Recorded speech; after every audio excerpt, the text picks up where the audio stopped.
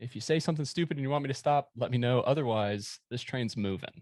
Ooh, let's go. All right, let's do not disturb until this evening. I like that idea. Let's sure. I don't want to do any work today.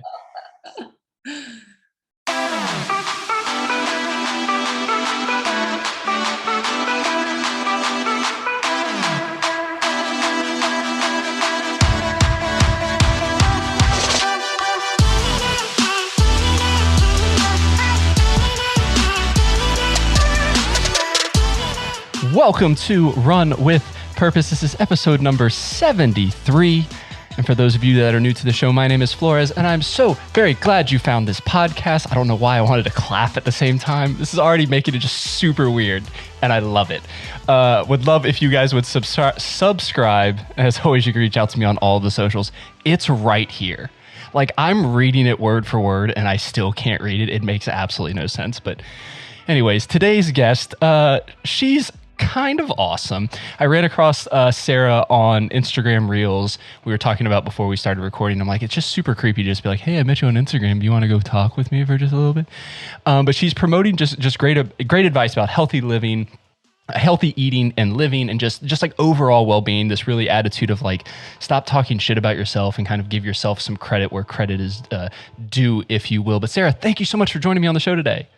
Thank you for having me. I also like the clapping. I feel like that music just like put us in this like good energetic vibe, and I was like clapping with you. I'm glad you were, because so many times I get comments from my friends that are like, hey, so I watched the podcast video and your guests look very uncomfortable while you're dancing in that intro. Because I'm like, obviously I know what's happening, and I'm just like, yeah, let's do it. And everyone, the guests are just like, oh, no, I was vibing right with you. I was ready for it. I dig it. Well, I just want to hop into this because I'm sure we're going to have our pre-conversation just went for 15 minutes just about absolute nonsense. But I definitely want to hop into everything there. So Sarah, just let people know a little bit about yourself and we'll just hop right in. Sure. I am a certified health coach. I focus on intuitive eating and mindset, kind of like what you had described about just like healthy eating and living and kind of wrapping it up in this nice bow. And I come from a place of, I've had obviously my own experience with food and movement and my relationship with those things. And obviously combining that with education and becoming a certified health coach. And I'm currently going through the certified intuitive eating counselor training program to kind of further take it in that direction. So I really help anyone, really, both men, women, anyone with intuitive eating. So stepping out of diet culture and really coming back to this place of listening to your body, being able to make decisions based on what you want, not what you think you should be doing or what some diet or celebrity told you that you should do, and put that into practice through movement, through what you eat, through the way that you talk to yourself. And I actually just had a client this morning be like, I just realized that it's all connected. And I'm like, yeah, like, welcome to the club. Here we go. Like, you can say it all the time, right? It's all connected. The way you talk to yourself, what you eat, how you move, but then to actually experience it and feel it is it's such a game changer. And so it is truly recognizing that what you do, how you eat, how you move, how you sleep, your relationships, stress, all the things, impact your life. And it truly is a lifestyle and the way that you want to live without rules, without restrictions, without having to save up something for a birthday or an event or anything like that. And being like, if I want a cookie on a Tuesday afternoon, I'm going to have the cookie and I'm going to listen to my body. I'm going to enjoy it. And then I'm going to stop any guilt that would have come if I would have been like, oh, like I shouldn't have had that. I should have had that on a Saturday. That's what that day is for. Really long, like, introduction to who I am, but I could like talk about it for 17 hours. Yeah. The 17-hour version you guys can get on Patreon. No, I should just say it. Like, I don't have a Patreon, but we should just be like, hey, just give me money and I promise it'll be there. It's not going to be there. I'm not going to set that up. That's a lot. That's a lot of work for your $1 a month. Anyways, that's a whole nother subject. I love this idea of the way you move, like this whole idea of movement, because there's a lot of pieces that are involved with that. Obviously, you said about like the food aspect of it, and then also how we talk about ourselves and talk to ourselves, and how we can get wrapped up into this like guilty conscious kind of thing where you're like, it's literally just negative feelings towards yourself. Like you have this, if you beat yourself down and just speak negative thoughts into yourself, it's the same thing as if all you did was look at negative thoughts. We can look in this past year just with the news in general, like how many people were literally like have become depressed because of just being inundated with negativity. And people don't realize, I don't think, like how much you do that to yourself.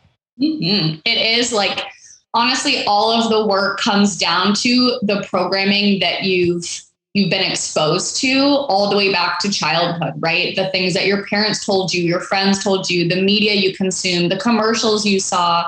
I distinctly remember this commercial about coffee making you feel happy or less lonely. And like I can remember the jingle and everything. Like it's crazy. And it just proves to me how we've been taught that food can give you, it can make you feel happy, can make you feel less lonely, can make you feel loved, all these things. And going back to, that's how you've been programmed. So that's what you're going to believe. That's going to determine your feelings and your attitudes and ultimately your actions. So it goes all the way back to, if you're constantly consuming negative news, or if you're constantly consuming diet culture, or you're constantly seeing people who don't look like you, then that's what you're going to believe is beauty or is the standard or is whatever. And we have to kind of go back to change that and reprogram that in order to kind of all the way affect what we believe. And that is with movement, with eating. It's all the things that we've learned. And that's kind of what you do now. You can kind of like, oh, why do I do this?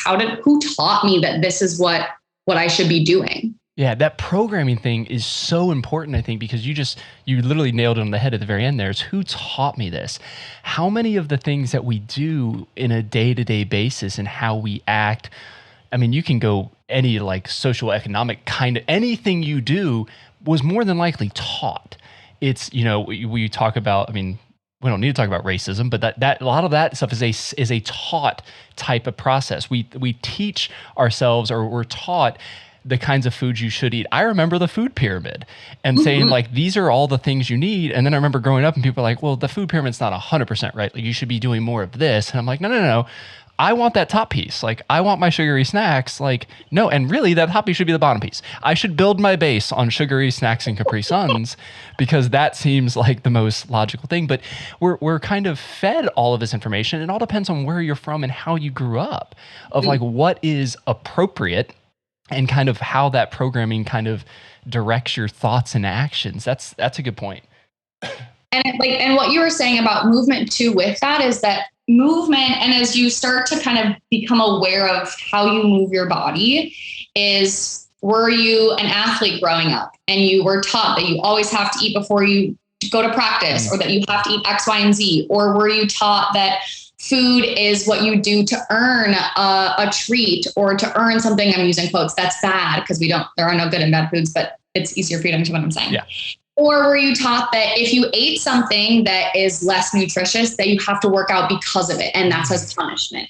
Or do you move because it's just fun, right? I remember like being a kid and you're just running around the yard playing like kick the can for fun. And it wasn't like, let's go work out. Let's go like play kick the can around the house.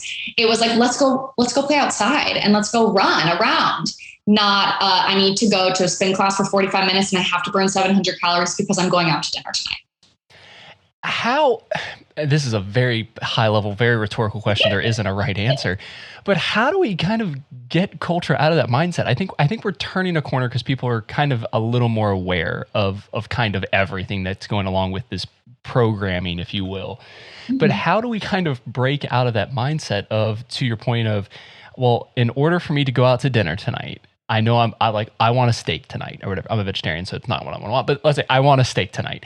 And like, in order for me to do that, I need to make sure I get my run in. If I don't get my run in, I shouldn't have dessert as well. Or I shouldn't have a drink because those empty calories aren't necessarily what I need. How do we kind of break out of that mindset?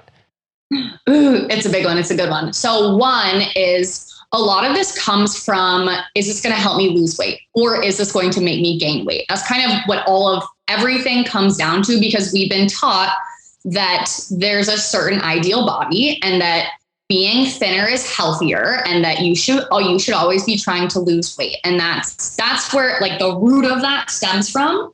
The other thing is that people always tend to rely on movement as the key to losing weight, or as like the key to health. When in reality, it's your food mindset. It's the way that it's everything that we've just talked about. And movement is, and is a pure like joyous movement. And that could be doing CrossFit, or going to lift weights, or going to a spin class, or taking a walk, or doing yoga. And it's breaking apart this movement and working out and exercise equals weight loss, or working out and exercise equals I can eat this food, kind of pulling apart the association, the bond between it, and to truly ask yourself, am I enjoying this movement? And especially in quarantine, yes, I coach this, but like I'm also going through my own journey with it. And in quarantine, I never, ever, ever considered working out at home. Literally never. I mean, I live in New York. My apartment is rather small, so it wasn't a huge option. Right. If I had a house, it might be a different story, but I never considered it. And I used to base my workout on whether it was good or bad if I sweated. So I also teach yoga, and I taught at a studio that the rooms were hot. And if I took a class and left and didn't break a sweat, I was like devastated. I was like, why? I'm not sweating. It wasn't hot enough. It wasn't a good enough class, yada, yada. And now moving from home and doing yoga on my mat in a not like scalding hot room has brought me to this place where it's like, I don't need to sweat for it to be considered like a good workout for me. I don't need to do it for 45 minutes or an hour. I don't need to use it to eat. I would look at my watch and like, did I burn enough calories? And it's like, no, I'm moving because it feels really, for lack of a better word, really fucking good. Yeah. And it makes me feel strong, or it makes me feel whatever. And that's how you can kind of start to go through the way you move. And just like the next couple of days, if you're planning out your movements, it's like, well, why do I think that I should be doing that? Is it because of the perceived benefits, or the perceived that I should be doing this? Everyone says that I should be lifting weights 3 times a week. But what if I don't want to? Should I force myself to do that? And it's like, no, because if you force yourself to do something that you hate and you dread, 1, you're never going to do it. And 2, what a life. Like I'm going to do stuff that's horrible and I don't want to do it just because I think that I should. No, there might be a time when you're like, wow, lifting weights sounds like really cool and I want to feel really powerful like that. And if that's not right now, that's okay. Yeah. I'd love that idea of kind of associating the negative to it, because you can see it, like thinking about it, you see it in like TV shows, you see it in movies and that sort of thing. Like when you grew up, I always joke about it, I'm a runner now, but running is usually the most punishment for other sports. Like when I played baseball, like if you had to run, you're like, oh, I hate this. This is so shitty. Like, why am I have to do this? But that really goes like, you think about the mind shift that took of like, hey, running sucks and I don't want to do this anymore. And now that's literally all I do. You can quickly see how people can get that programming of associating, like you said, whether sweating means you're actually doing a lot of work. I am a sweater. Like I'm in PT right now, and I feel bad for my physical therapist when I get off of the table after. I'm just drenched. The entire table is drenched. Like they probably have to bleach it when I get off of it. But then you see other people that aren't sweating at all. And it's like, well, does that mean I'm out of shape? It's like, no, I can go run a marathon today. I'm not out of shape. It's just how my body reacts to whatever the situation is. So it's funny because people can associate, and this is kind of what point I'm trying to get to. I'm just going around my ass the head to get to it.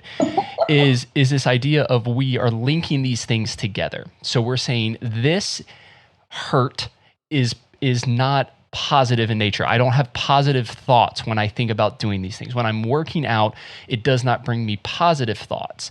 So if your idea is weight loss or whatever the case might be, or getting stronger, you instantly go to, well, I have to do all these negative things. And then you put yourself in a negative mindset.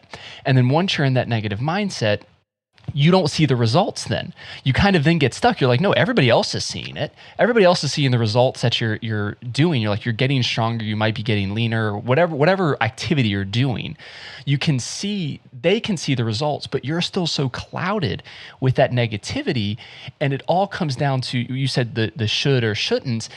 Back to the why as well. Why are we doing any of this? What is your end goal, if you will? If you don't know your why, I've talked about it on the podcast every week. I'm sure these people are tired of hearing it. But if you don't know your why, you can't move with purpose and intentionality because you don't know why you're going there. If you're just aimlessly going throughout this life and kind of not focusing in on the pieces, it's not saying you're getting it right the first time. You're going to fail. We all do. But understanding why I'm doing something. Why am I working out? Am I doing it because a celebrity said this is what I need to do? Or why am I doing whatever X, Y, and Z? This is semi-related, but mostly not. John Oliver just had a bit about sponsored content on news stations. I don't know if you've seen this, but he's literally talking about how like these medical professionals buy spots on news channels and it looks like they're real things, but they're not real things. And at the end of it, they literally made up this, like, I think they called it like a sex blanket or something like that to help you with some sort of sexual intimacy, something or another. Literally all it was a blanket. They went to 4 or 5 news stations and actually had an actor on there showing the benefits of this. And it was just like, he was like, and this one it cost us $2,500. And now we're showing this. And it's like, that stuff is happening way too often, especially in the social media world we're in now with influencers and stuff like that. It's like, I'm an influencer for brands, but they're brands that I truly agree with and I use their products. As I'm sure you have things that you support because that's what you actually use. But people that are just like, hey, because Kim Kardashian did it, I should be doing it. And that's like, yeah, but her why is to make more money. You know what I mean? Like she has a regimen that has nothing to do with this. This is not a part of her why. It's just a piece in that puzzle. I went on in circles. But I love everything you're saying. You're good, and it is getting really clear about your why, but also and this kind of obviously it ties into food too, because at the start of, and we'll talk about it later, but at the start of my programs, I have everyone keep an eating journal that I've created. And it's not like a MyFitnessPal calorie counting, but it's really to get you to understand why you're eating, not in a judgment zone, but just a complete observation of why did I go to the pantry or why am I having this? Is it because it's breakfast time or it's lunch time, or is it because I'm bored, or what's going on? And I think we can get caught up in just life going as it is, and you just go to spin class because that's what you do and you like it. You never questioned it. Not that it needs to be questioned, but to stay conscious of, why am I going today? Am I going because I know that's going to make me feel really good? Or am I going because of what I ate last night? Or am I going because my friend wants to? And no reason is necessarily better or worse than the other, but for you to be aware of why you're doing what you're doing. And that's kind of the biggest key to everything, because once you're aware of it, then you can decide whether or not you want to change it and whether or not it's positively contributing to the life you want to have, the person that you want to be.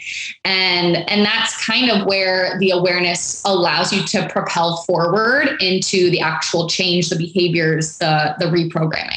Yeah, I think that awareness piece, you said in like very short what I was trying to say in the 10 minutes that I just went in circles. But this idea of being aware of what's going on. Like you said, there's not a right or wrong answer. Like, yes, I go to the cupboard because I'm bored sometimes during the day and I just want some trail mix. Like, that's literally why I got up and ate. There's no real reason for it. But being aware that that's happening, like my wife had to point that out. Like, hey, by the way, you went through 5 pounds of trail mix, like in 2 weeks, like, are you actually hungry? Like, are you just not eating enough after your run? Like, what's there? And then when you take that step back, you're like, wait a second. Okay, why am I doing that? Again, not necessarily right or wrong, but it depends on, once you know, you're aware of what is happening you can then make those decisions consciously, not subconsciously, because that's where we get into trouble, when we get into that autopilot. And I'm doing things because other people are doing things, or I'm just doing things because that's the way it's always been, and not necessarily questioning, taking that step back. I've talked about it before. We have, as kids, we are always like, why? We always want to know these things. Why does this happen? Why does this? Why is the sky blue? Why is grass green? Why is this? And for the most part, adults say, because it is. That's the way it is. And and you're like, you don't realize, like, again, talking about this idea of like this negativity in the programming, how much that limits people then, because they've had those studies where they're like, kindergartners, they want to be astronauts and they want to be, cowboys, or they want to be whatever. And then by the time you get to like middle school, it's like, well, I can't do any of those things because that's not realistic because of whatever I am, man, woman, short, tall, whatever it is. You kind of get put in like, well, that's just not doable. And you hear that enough, even if it's just very subtle. You see the pictures on the walls. I remember when they like started putting like women astronauts like on those pictures in schools and stuff like that. Like people thought it was like the biggest deal. And I'm like, it is, because now girls realize that's something they can do.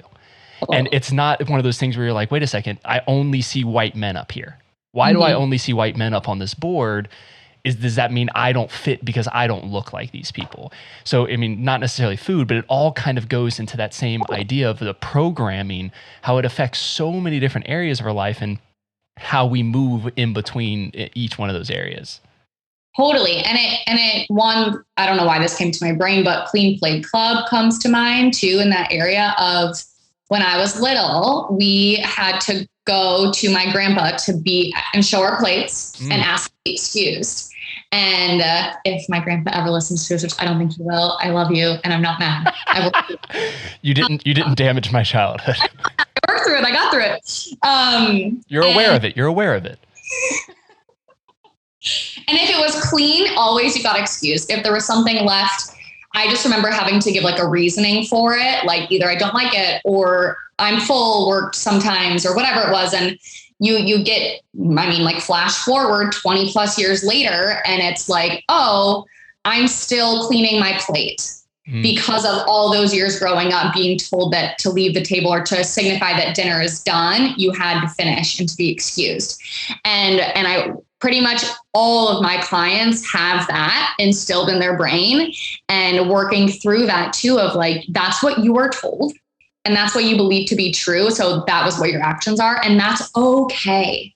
But now you want to change it because you're seeing that you're constantly overeating, or you're constantly mindlessly, unconsciously finishing your plate without ever actually tasting the food. Or you're not looking forward to the experience because you're worried that you're going to overeat. And so becoming aware of those things gives you the platform to change them, to work through it. And sometimes, and I always say this too, the awareness is like the first couple of weeks of a program. And I have this like vision of a cartoon where they open the door and like all the water comes out or all the suitcases fall out. And that's kind of what it is, because you're thinking like, oh my God, I do all of this stuff. Where do I start? I want to tackle all of it right now. and it's not, right? You learned Clean Plate Club however many years ago, and you're still doing it, where you have to rewire all those years and then change it moving forward, which is why I think intuitive eating and this practice and way of living is scary, for lack of better words, because a diet is, here are the rules, here's what the promised benefits are, and here I'm going to tell you exactly what to do. Don't deviate from the plan and you're going to get the results. Whereas intuitive eating is, there are no rules. You have unconditional permission to eat whatever you want, whenever you want it, as long as you're mindful about it and you feel good, you're listening to your body's cues, then you're good. But it's rejecting the idea of diet culture, of thin is the best, of losing weight is the goal. And that's a big shift for a lot of people, because a lot of people, myself included, we value our weight determines our worth. And that tends to be the underlying factor of all this, which makes all of our decisions for us. I'm going to eat this salad because I've been taught that that's going to help me lose weight. I'm not going to eat this cookie because I've been taught that that's going to make me gain weight. And so again, it's going back to all this programming, but the awareness gives you the platform to change. I love that. The idea too that the diet with the rules is almost like if you follow the simple instructions, you will get the desired result. Mm-hmm. But how often does that actually happen? Because even if you follow every single piece of this, we're all not the same. Mm-hmm. We all have different environments around us that are kind of contributing to that. Like it might not be, I may not be able to eat 3 square meals a day, like just with my time. Like it just can't happen. I'm working too much or whatever the case may be. I can grab snacks. Like, well, you can't snack because it's not a part of the rules. And now you failed. But that's the point right there is we're worried about failure. And this is food or anything. We're obviously seeing this is all going across the board, but no matter what it is, we as a society usually fear failure. And in doing that, we want to know the roadmap that's going to lead us to success. So we think, hey, diet plan, they're saying, if I do these things, I'm going to end up being successful. What I deem successful, we'll just use diet for an example, a plan. I want to lose weight. This diet says, if I do this, if I do the South Beach diet, is that still a thing? Do people still do that South Beach diet? I remember those infomercials years ago. But that if I do that in 3 months, I'll lose 20 pounds, whatever the case might be. So I will follow these rules and that's what's going to happen, but it's not going to happen. You're going to get discouraged along the way. And when you do that, then we go recircling. You hit those negative thoughts, you hit those things, but we want this kind of like laid out plan that isn't necessarily productive in nature. And I'm sure you see it coaching people and stuff like that. So how do you get people out of that mindset of tell me what to do and I'll do it? And more or less kind of understanding like, hey, we need to be aware of your situation and what's going on with you and kind of let you guide it. It's not me telling you the rubric. Exactly. And that's like the big thing of it is that I'm not your expert. I'm not your teacher. I'm not even really your guide. I'm your partner. And I will probe you with questions to make you dig deeper and to understand, but ultimately it's your life. I'm not going to tell you how to live it or how you want to feel. You get to decide your goals. You get to decide what life you want to live. And I, if you haven't read Atomic Habits, I highly recommend. Literally just got a notification that it's available on my ebook yesterday. So yeah. He talks about, well, there's other books too, but he talks about your identity-based goals. So we set a lot of performance-based goals. Lose weight, run faster, lift more weights, be more flexible, whatever it is. And to think about what type of person does those things. What's the person you want to be? We can get so caught up in I want to do X, Y, and Z, or I want to accomplish these goals, but what type of person does that? What type of person has food freedom? What type of person doesn't feel guilty after eating a cookie? And we will work through that of, well, what type of person, if you close your eyes and in 6 months, a year, 2 years from now, who you want to be, what type of person are you? What does that person do? What do they say? What do they think? That's how you make the change. That's how this partnership works, is that you get to decide who you want to be. And I will work with you to go through all of the mindset work, to go through all of the actions. And it's so funny. My coaching has changed so much that I remember I started coaching over almost 3 years ago. And I would set goals of like, you're going to work out 4 times per week, or you're going to eat 4 salads a week. And I like roll it in my, I don't even know, but you don't know what you don't know. I wasn't my eating journey also was in a different place 3 years ago than it is now. And I was a different person then too, but it's really about doing, this is going to sound so cheesy, but like doing what makes you feel good. And if that can be your ultimate compass of, I want to do this is going to make me feel good, or I want to do this. And I always get pushback of, okay, but if I can eat whatever I want, whenever I want, I'm just going to want pizza and ice cream and Cheetos forever.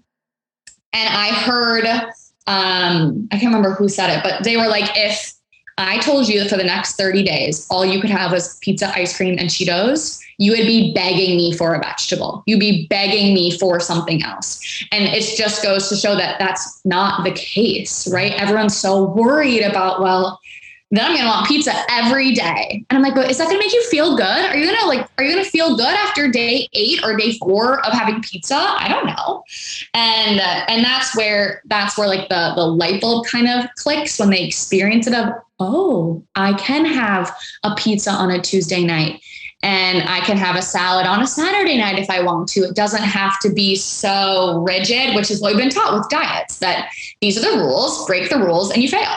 And it's a $72 billion industry with like a 3% success rate. And all it does is teach us that we're failures, that weight loss is the goal, that weight loss brings you confidence and happiness and relationships and all the things that we ultimately want. And it doesn't. But it's hard when you've been taught that for so long. Why would you believe anything different? Right. That's everything you see with whether it's on TV or in movies. It's like the people that are the most attractive, the most sought after, the most influential. They all look a certain way. They all act a certain way, and they do certain things. And it's like, if you were that person that was doing all like eating pizza and eating all this stuff, like, well, that's the stoner that sits on the side. Like that's what they do the entire time. Like a productive person in society is, having, a quinoa salad. Like that's what they're doing. That Geico commercial right now where they're talking about quinoa. Have you seen that one with the, I'm on like so many different tangents today. It's just, I'm all over the place.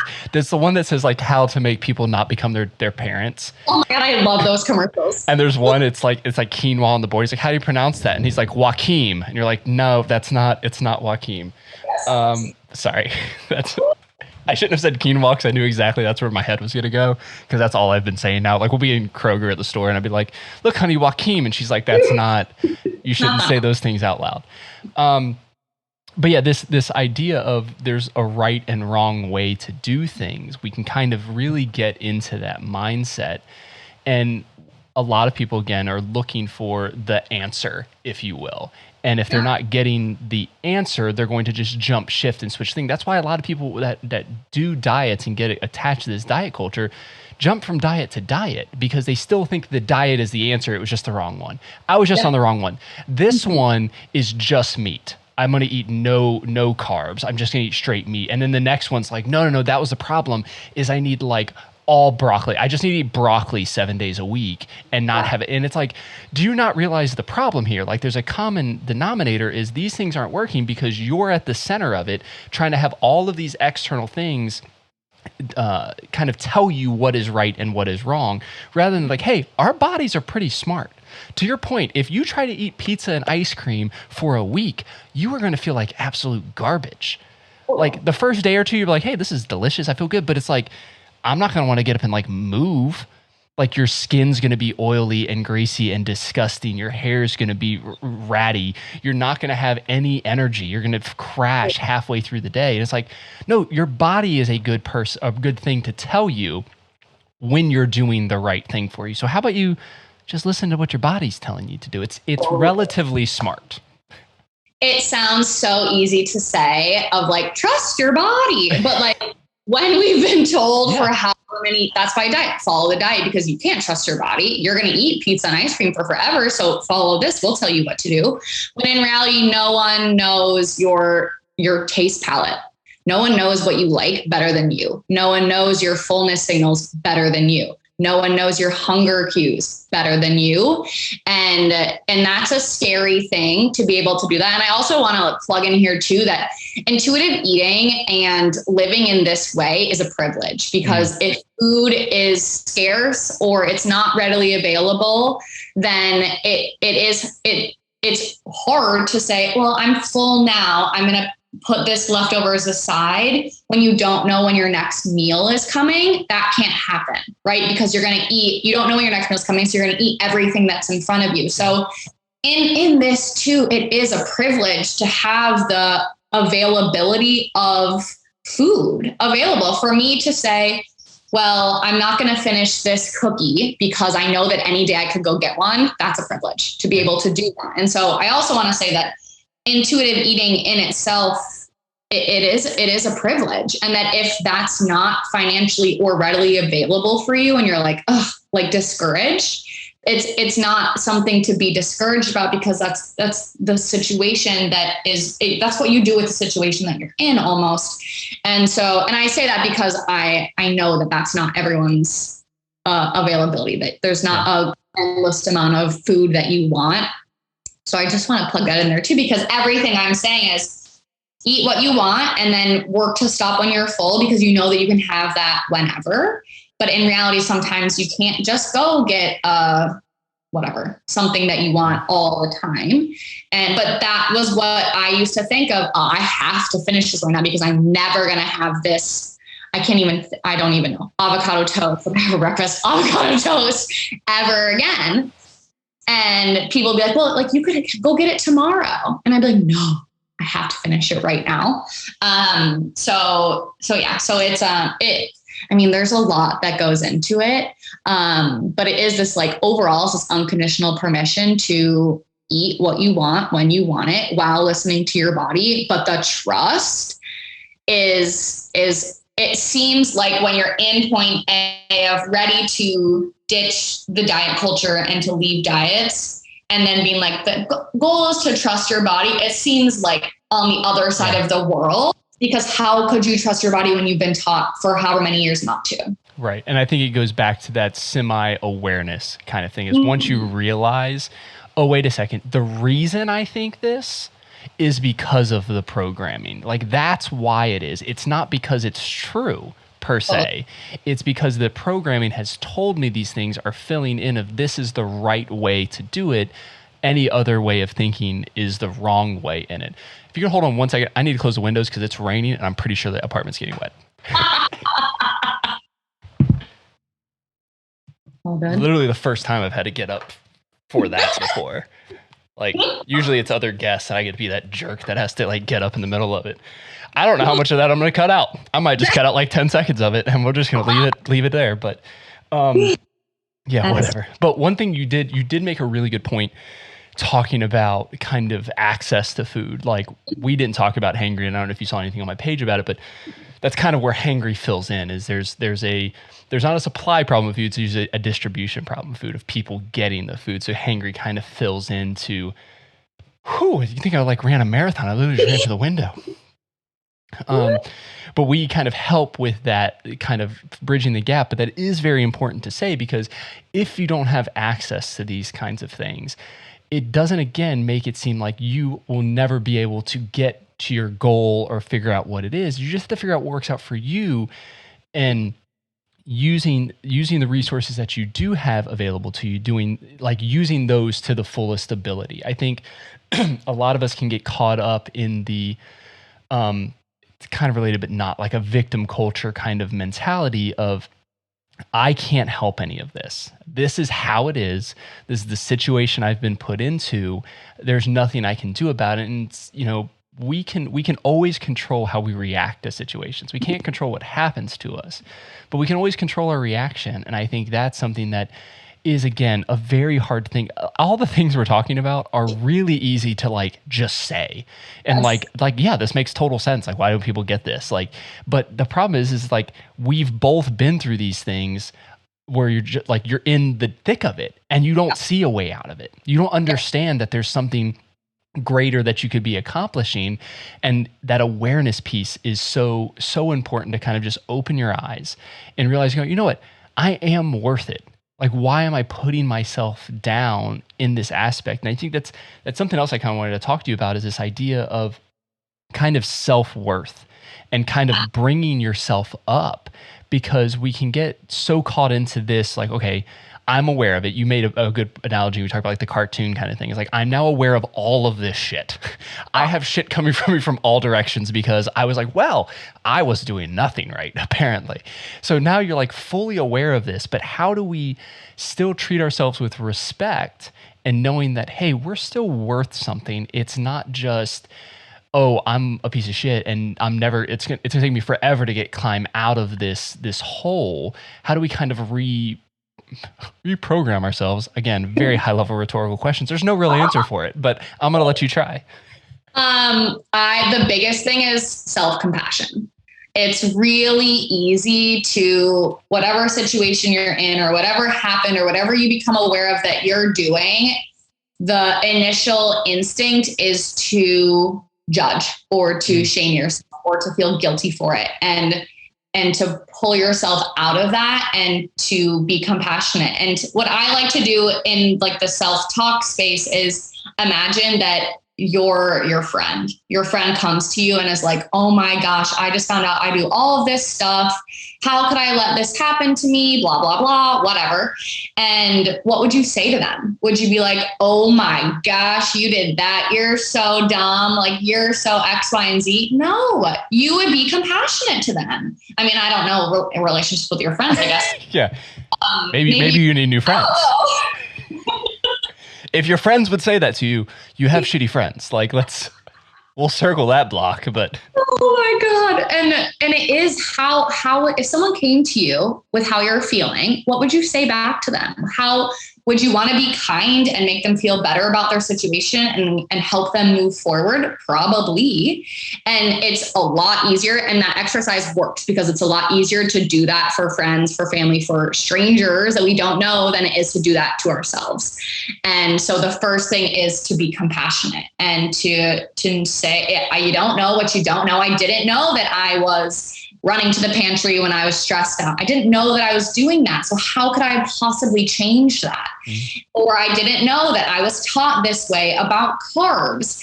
It's okay. It's okay. Now you're aware. Now we can move forward without judgment. You're the observer. That's your role in this, in the awareness perspective part.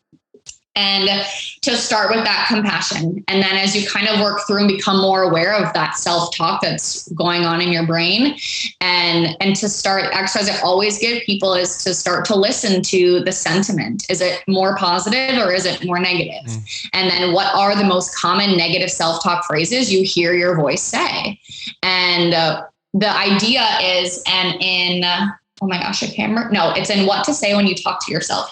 He gives this analogy of if you're in an apartment and it's all old furniture, you don't want it anymore. So you move all the furniture out to a dumpster. Now you're sitting in an empty apartment, but you want to watch TV. So you don't have a TV. So you're going to go back to the dumpster, get the old TV, put it back in your apartment. And then eventually you just kind of fill your apartment back up with all your old stuff. And that's the same thing with negative self-talk is you realize, okay, I don't want this negative self-talk anymore. So you're trying to clear it out, but unless you have a positive self-talk phrase to replace a new belief to replace it with, you're going to come back to the old stuff over and over again. So that exercise works because it's, okay, here are the most common phrases. What do I want to believe instead? And then every time that phrase comes up, I'm going to instantly replace it. And it's a lot of freaking work at first because if your voice is loud and it's negative, it's going to take work all the time because now you're going to stop letting those negative beliefs slide. You're going to say, I don't want to believe that anymore. I want to believe this. And I'm going to start to repeat that to myself over and over again. That is so good. I mean, it really is the idea of replacing those things, because that analogy is so good of how often we take things out of our lives because we know they're destructive or negative or whatever the case might be. But then you slowly start to bring them back because I won't say you miss the feeling, because feeling's a weird word to it, but you kind of have that. You have this attachment to it because it was so personal to you that now you're like, wait a second, I need this. This is now a part of me. Without this, I am not who I am. And that goes probably back to the identity thing of kind of where we put our identity and what we put our identity in. Because if we put it in to our actions or our friends or our title or any of that stuff, if we tie our identity to that, we're not really being true or being able to have the ability to open up to new experiences, because a person like this would not do this thing. If I was like this, because I'm a runner, I should not be doing this, or because I want to do this, I'm not doing that. We can get so caught up in that mindset that then again, one failure, you start to bring the comforts back. If you want to think of those negative thoughts as almost like comfort, here's my comfort food. I'm feeling shitty. I want a donut. And it's like, okay, one donut's not a problem, but if you're like, hey, wait a second, I just brought a bunch of more donuts in and I brought something else in that I was trying to push away because it wasn't good for me and where I was trying to go. When I say good, I mean in that sense. And you're like, wait a second, and you're back in the same spot you were, not realizing that you missed out on all these other opportunities because again, you didn't give yourself the freedom because you kind of locked yourself down. Totally. And it goes back to, moving with like a freaking broken record, how you're programmed, right? If you are told that you're lazy and that's what you believe now, that you're a lazy person, whatever that means to you, your brain is going to start to look for, well, yeah, you're lazy because you didn't turn this in on time, or you're lazy because you didn't get off the couch today. Your brain's going to continue to look for all of that. And that exercise and that like analogy is from What to Say When You Talk to Yourself by Shad Helmstetter.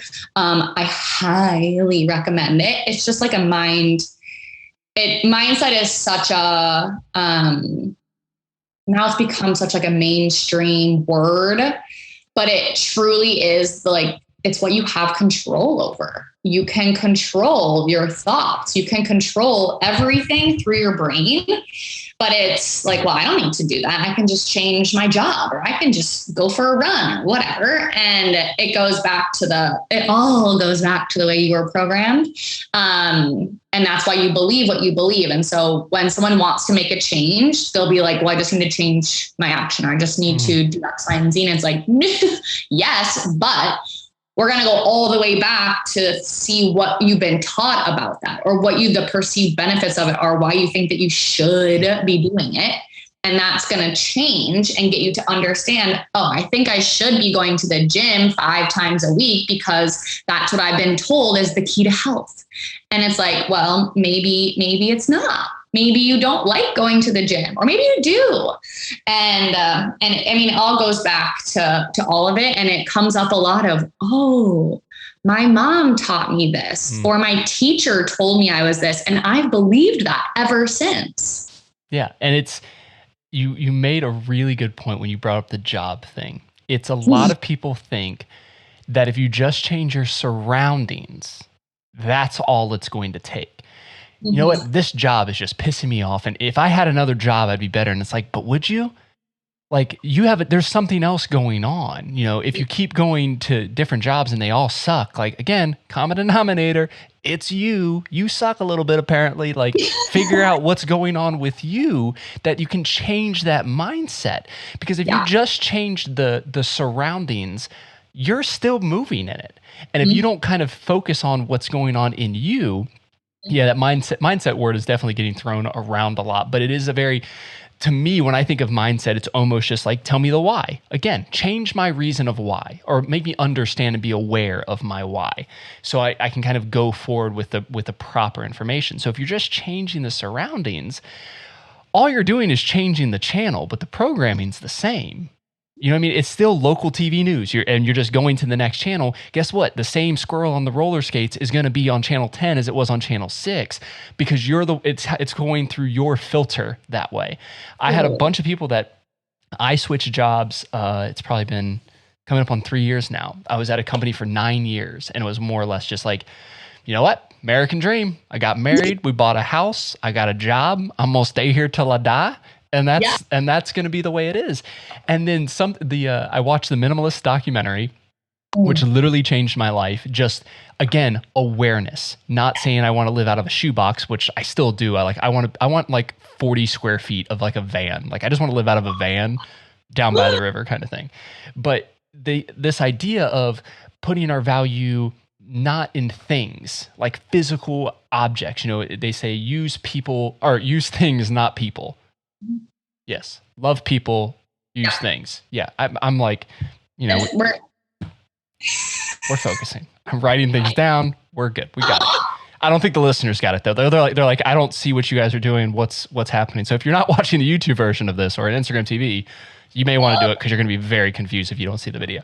But this idea of changing that mindset and what are you putting value in and finding joy in these things. Once that happened, my wife and I had a conversation. We're just like, wait a second. Why do we have a 4-bedroom house in the suburbs when it's just the two of us and our 10-pound dog? Like, well, that doesn't make sense. Why are we doing all these things? I was like, all right, perfect, downsize, 2-bedroom apartment. We're happier than we've ever been. The job situation, I was just like, why am I mindlessly going through this day in and day out? Because I'm supposed to. And you're like, wait, no. Why am I doing this? Let's reorganize things. And literally within a week of me saying, you know what, maybe I should just let's just look, see what's out there. Boom, job offer. And you're like, okay, so maybe this isn't it, but you have to kind of step out of yourself. That's kind of my whole picture I'm saying here is you need to not just changing the surroundings, but you have to change the mindset around it. Because if I felt shitty in my old job and I took that same mindset, didn't change anything else, I was just saying, hey, I just need a new place of employment of like, I'm a data analyst. Like technically what I do is the same thing anywhere I go. It's just different data.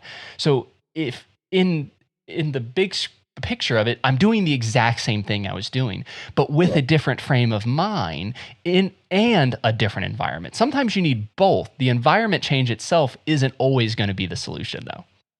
Totally. And I've been just like, you're on the cusp of this. The analogy directly translates to weight loss. Directly translates because we've been taught that if you lose weight, your personality, your views, your mindset, well, it'll just change with you. And that's what is going to come. And I've had so many people who have said, well, if I lose weight, then I'm going to feel all of this. And whether they might have gained weight and they look back like, well, I was that weight at that time, but I was miserable. I didn't enjoy the person that I was. I wasn't happy. And so then you can see like, oh, it's not we put so much pressure on weight. That number can drive you insane. And in an actual serious way, it can drive you like up and down every day. And it's the same thing. You're the shell, the physical body that you're inhabiting. It could look different, but you still have the same mindset. You still have the same views. That's not going to change, that you have to actually do that work to actually change that part of you. And it's not just losing weight or gaining weight or whatever you think you need. It's actually changing your soul almost. Yeah. And how many times do we see that where, you know, someone's been working out or whatever, it hasn't been working. And then they kind of get this aha moment and they change everything else in their life. They get a new boyfriend or girlfriend because that other person was toxic. They get a new set of friends. They maybe move. They do whatever. They kind of say, you know what, I'm going to focus on like my joy and kind of what I'm passionate about and go after this. And it's like, wait a second, all of a sudden I'm doing this now. Like now, if again, weight loss was my plan, it's like, okay, well now I'm losing weight. I feel better. I feel healthier. And I'm doing all these things, and it had nothing to do with the amount of time I necessarily put into the gym. It's you reframed the thinking of what a healthy, happy, quote unquote, lifestyle is for you. And you kind of just turn that corner when you're like, hey, I'm happier than I've ever been. I say this all the time with the work. I'm working harder than I have literally ever worked ever. But I have never been happier with the job that I have now. And it's like, people associate like hard work is just monotonous and you're on the grind and it sucks and I don't want to do this. But it's like, no, like what I'm doing is making a difference for people and I enjoy doing it. I enjoy literally going to work. I mean, I don't go to work. I just go from that room to this room. But yeah, exactly. The idea of I log into the computer to not record a podcast.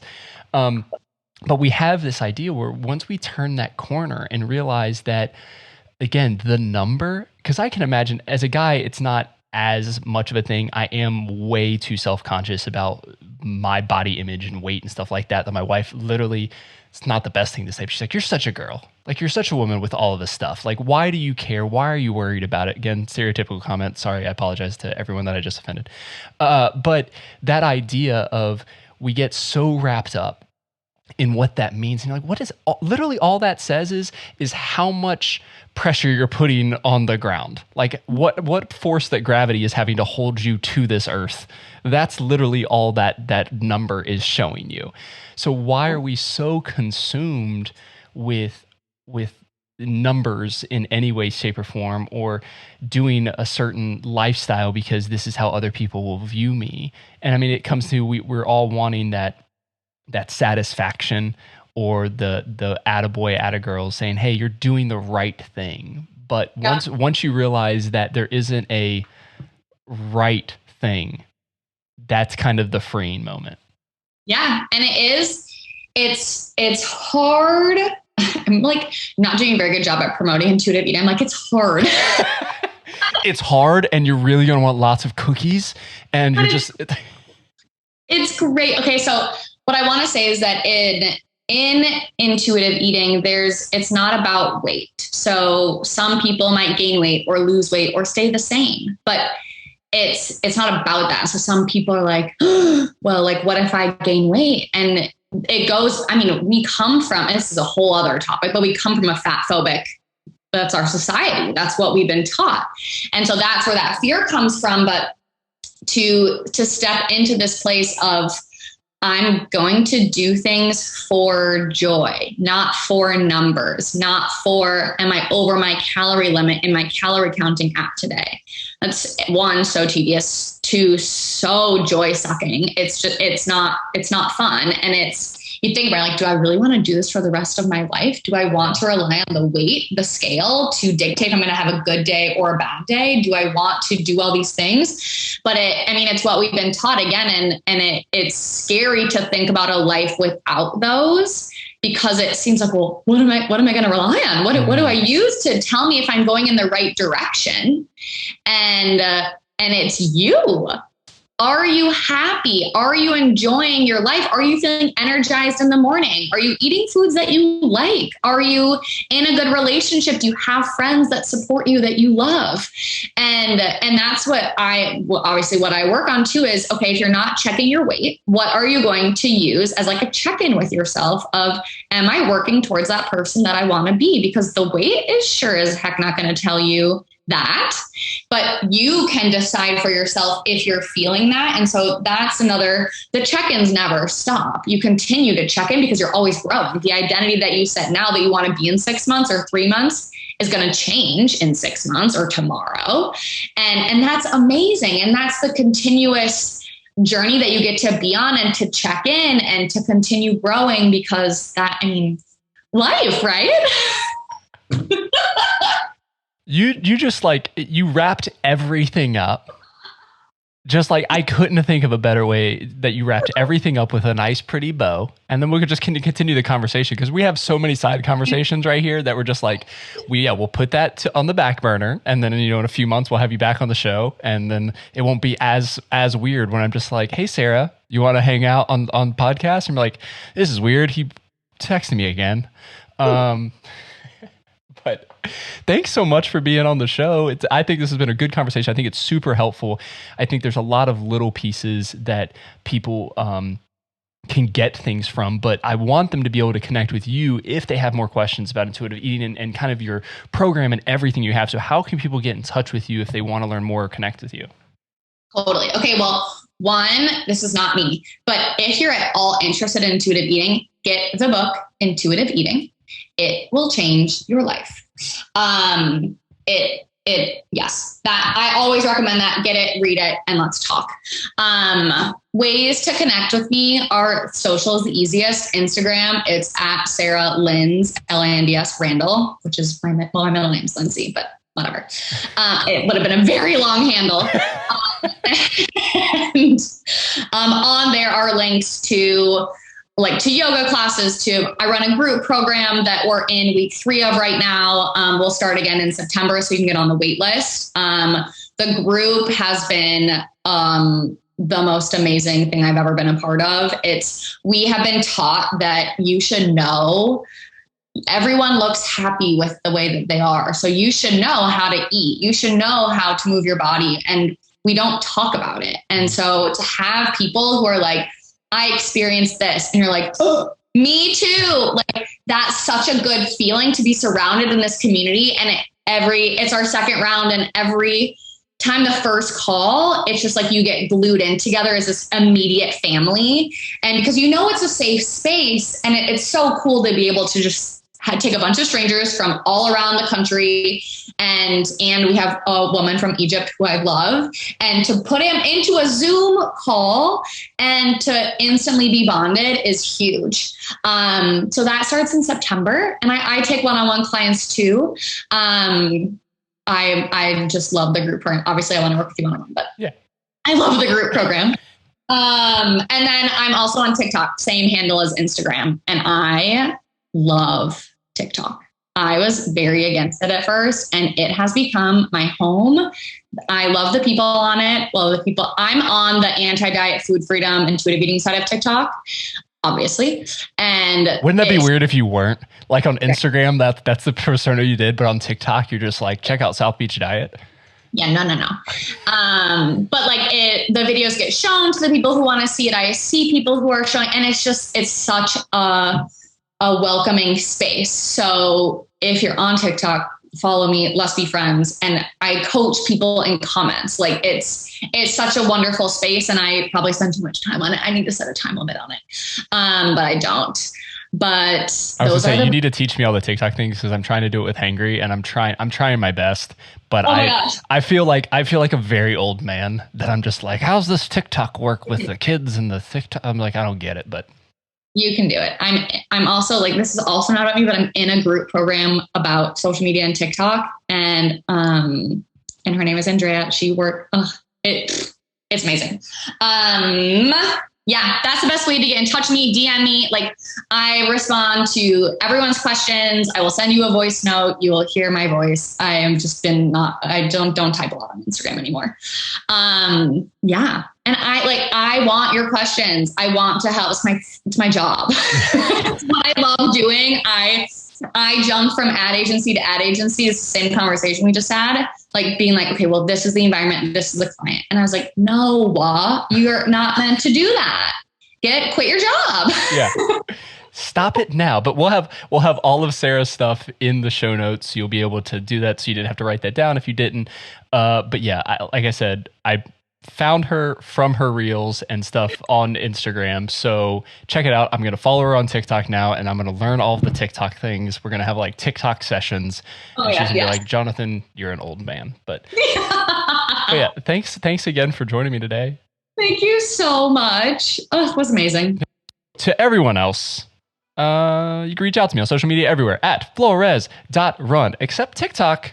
It's a hangry TikTok, so it's get hangry and hunger. I got to figure out how I'm going to work that out, but that's where it is. I did post one today wearing this shirt, so you'll know when this was recorded based off of when you see this shirt. Yeah, subscribe, leave a review for the podcast. That's that is how people understand that this podcast is helpful. You get cool people to come on the show, hear really cool things, hear their stories, and see how they run with purpose and intentionality, because that's what it's all about. It's about this community, and I'm just so excited to be able to host it. They do all the work. I'm just the person that hits record. Visit my website, www.flores.run. I'm behind on blog posts, but I'll eventually get to them. And I'm updating the website to include some more stuff with the podcast and how you can get involved. Hangry again, get hangry and hunger on all of the socials.